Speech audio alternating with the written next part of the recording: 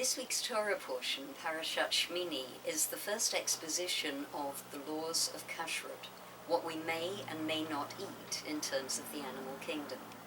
The rules are well known that mammals have to have a split hoof and chew the cud, that birds should not be birds of prey, that fish should have both fins and scales. What's less known is that even some insects make the cut, provided they have the right number of legs and jump in the right way.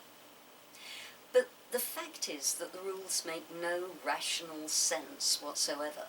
When I've learned about the rules of kashrut with B'nai Mitzvah-aged children, they've come up with interesting ideas about why some animals are okay and some are not. The best of these, perhaps, was that God doesn't want us eating the animals like the camel, which took a serious amount of designing, and we should only eat ordinary animals instead.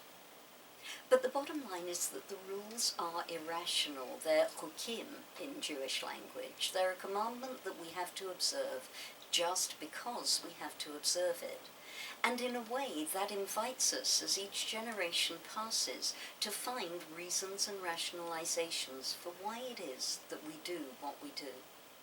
And let me offer two.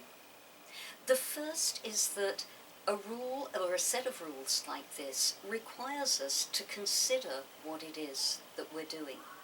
We need to consider the animal. We don't just go out, kill it, throw it on the car and eat it. We have to consider what the animal's life is like and how we're going to take that life away. And many of us will remember the guilt that still attaches to that scandal of the agri-processors plant, where not only animals but also the staff were being abused.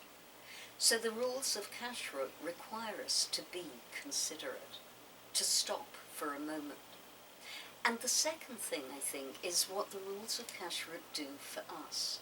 They remind us with everything that we ingest that we are Jewish. They reinforce our Jewish identity.